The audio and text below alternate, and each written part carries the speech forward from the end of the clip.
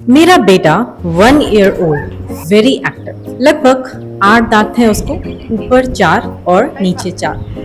Problem ये है कि उसको सब खाना है, डिस्पाइट द फैक्ट कि उसके पीछे के दांत अभी तक आए नहीं हैं। यहाँ पे मैं ये क्यों बता रही हूँ, आप यही सोच रहे होंगे ना। ये बताने का मेरा पॉइंट ये है कि क्या कभी आपने ये सोचा है कि हमारे मुंह में दांत अचानक से कैसे आ जाते हैं, कैसे एक छोटे से बच्चे के मुंह में दांत ग्रो करना स्टार्ट हो जाता है, इसके पीछे का साइंस क्या है, चलिए जानते हैं। हेलो एवरीवन, मेरा नाम है डॉक्टर विदिशा और आप देख रहे हैं द हेल्थ एड्स। वीडियो को शुरू करने से पहले अगर आप चैनल पर न्यू हैं, चैनल पर फर्स्ट टाइम आए हैं, तो प्लीज चैनल को सब्सक्राइब करें और वीडियो को पूरा देखें, लाइक करें और अपने फ्रेंड्स और फैमिली के साथ शेयर करें। चलिए शुरू करते हैं। हमारा दांत बाकी बॉडी के ऑर्गन से बहुत अलग है और बहुत ही अमेजिंग और वियर्ड स्टोरी होती है इसके डेवलपमेंट की, जिस तरह से ये बनता है। और इसको समझने के लिए आपको थोड़ा पीछे जाना होगा, इतना पीछे जब तक आप पैदा भी नहीं हुए थे, थोड़ा और पीछे, इस समय आपका ब्रेन भी डेवलप नहीं हुआ है। ये कहानी तब शुरू होती है जब डेवलपिंग बेबी सिर्फ 3 हफ्ते का होता है यूट्रस के अंदर, और इस समय बेबी का शेप होता है एक चिपटे डिस्क की तरह। फिर उसके बाद डेवलपिंग बेबी अपने आप को एक ट्यूब के फॉर्म में कन्वर्ट कर लेता है, और ये मोस्ट इम्पॉर्टेंट डेवलपमेंटल माइलस्टोन होता है एक बढ़ते हुए बच्चे का। इस ट्यूब को सराउंड करते हैं कुछ स्टेम सेल्स, और ये स्टेम सेल्स इधर उधर माइग्रेट करके फिर बनाते हैं बहुत ही इम्पोर्टेंट ऑर्गन्स, जैसे कि हमारे रिब्स, हमारा हार्ट, हमारा स्पाइन और आपके दांत। 6 से 8 हफ्ते के अराउंड बेबी कुछ इस तरह का दिखता है, और इस समय इन सेल्स का एक ग्रुप एक्टिवेट होकर के आपके मसूड़ों के नीचे एक उभार बना देता है, जिसको हम बोलते हैं प्रिमिटिव ओरल एपिथेलियम। मतलब मुंह के आसपास के जितने स्ट्रक्चर्स हैं वो इस एरिया में डेवलप होने वाले होते हैं। फिर ये प्रिमिटिव ओरल एपिथेलियम 2 हिस्सों में बढ़ जाता है, जिसमें पहला होता है वेस्टिबुलर लमाइना, जो कि आपके मुंह के आसपास का हिस्सा, जैसे आपका चीक, आपका होठ, इस तरह के स्ट्रक्चर्स को बनाता है। और दूसरा होता है डेंटल लमाइना, जिससे आपका दांत ग्रो होता है। ये डेंटल लमाइना टीथ बनाते हैं, और इस डेंटल लमाइना में आते हैं बहुत सारे चेंजेस।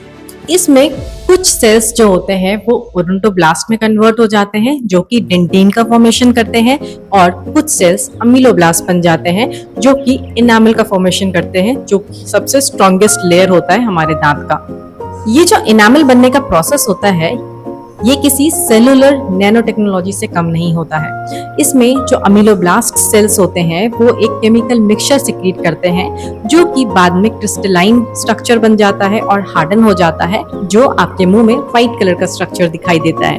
ये अमीलोब्लास्ट सेल्स बाद में डिजेनरेट हो जाते हैं और खत्म हो जाते हैं, और अपने पीछे छोड़ जाते हैं लंबे लंबे रॉड्स, जिसको हम इनामल रॉड्स बोलते हैं। और ऐसे सैकड़ों रॉड्स मिल करके बनाते हैं इनामल स्ट्रक्चर। और इसमें जो मिनरल्स होते हैं वो होता है हाइड्रोक्सी एपेटाइट, जो कि मोस्टली कंसिस्टेड होता है कैल्शियम और फॉस्फेट का। और ये हमारे बोन्स से लगभग 2 गुना ज्यादा स्ट्रॉन्गर होता है, और ये इस तरह से डिजाइन होता है कि ये काफी सालों तक बहुत ही रेयर कंडीशंस को भी विथस्टैंड कर सकता है। इसका डिस्ट्रक्शन इतना आसान नहीं होता है। इस इनामल की वजह से हमारा दांत काफी सालों तक एग्जिस्ट करता है। लगभग 30,000 पुराने फॉसिल्स भी हमें मिले हैं एनिमल्स के। आपके बॉडी के भले ही बाकी ऑर्गन्स खत्म हो जाए, बट आपका जो दांत है वो कहीं ना कहीं किसी न किसी एविडेंस में आ जाता है, कहीं ना कहीं किसी न किसी तरीके से मिल जाता है, और ये एज अ फॉसिल बहुत जगह प्रिजर्व भी है। और इसीलिए इसका इस्तेमाल हम फॉरेंसिक केसेस में भी कर सकते हैं, मास डिस्ट्रक्शन में भी कर सकते हैं, जहाँ पे पूरी बॉडी खत्म हो जाती है, बट दांत वो सारे कंडीशंस को विथस्टैंड कर लेता है और बच जाता है। जब दांत का नैनो फैब्रिकेशन कंप्लीट हो जाता है, मतलब इनामल डेवलपमेंट कंप्लीट हो जाता है, तो आपके बेबी के माउथ में आता है फर्स्ट टीथ, पहला दांत। और इसी तरीके से अलग अलग सीक्वेंस से आपके बच्चे में दांत निकलता है। अब हो सकता है आपके दिमाग में ये क्वेश्चन आए कि सारे दांत एक साथ क्यों नहीं निकलते, एक एक करके कैसे निकलते हैं दांत, हर दांत का अलग अलग टाइमिंग क्यों होता है निकलने का। तो इसके पीछे एक्ट करता है एक फैक्टर, वो है हमारा जेनेटिक फैक्टर। दांत का बनना और अलग अलग टाइम पे दांत का निकलना एक बहुत ही कॉम्प्लेक्स और मल्टी स्टेप प्रोसेस होता है। इसमें बॉडी के सिग्नल्स इन्वॉल्व होते हैं और जीन्स इन्वॉल्व होते हैं और इसी की वजह से एक एक करके मुंह में दांत निकलना शुरू हो जाता है बच्चे का। जब बच्चा पैदा भी नहीं हुआ होता है तब उसके मिल्क टीथ डेवलप हो जाते हैं उसके जबड़े में और टाइम आने पे वो दांत निकल जाते हैं, मतलब 6 महीने से 2.5 साल तक। उसके बाद उसी मिल्क टीथ के नीचे होते हैं कुछ स्टेम सेल्स और ये स्टेम सेल्स मिल्क टीथ के साथ इंटरैक्ट करते हैं और बनता है हमारा परमानेंट टीथ। और जब परमानेंट टीथ का डेवलपमेंट हो जाता है तो ये टीथ निकलने के लिए इरप्शन फोर्स लगाते हैं, मतलब निकलने का फोर्स लगाते हैं और ऊपर के दांत को धक्का देते हैं ताकि जो ऊपर के दांत के जड़ हैं वो रिजॉल्व होते हैं, ढीले हो जाते हैं और गिर जाते हैं और उसकी जगह पे आते हैं परमानेंट टीथ। मतलब अगर आप एक 4 से 5 साल के बच्चे का एक्सरे देखेंगे तो उस बच्चे के मुंह में होते हैं इतने सारे दांत। कैसी लगी आपको स्टोरी, कमेंट करके जरूर बताइएगा और अगर वीडियो अच्छी लगे तो please like, share and subscribe करें और चैनल को फॉलो करें। Thank you so much for watching.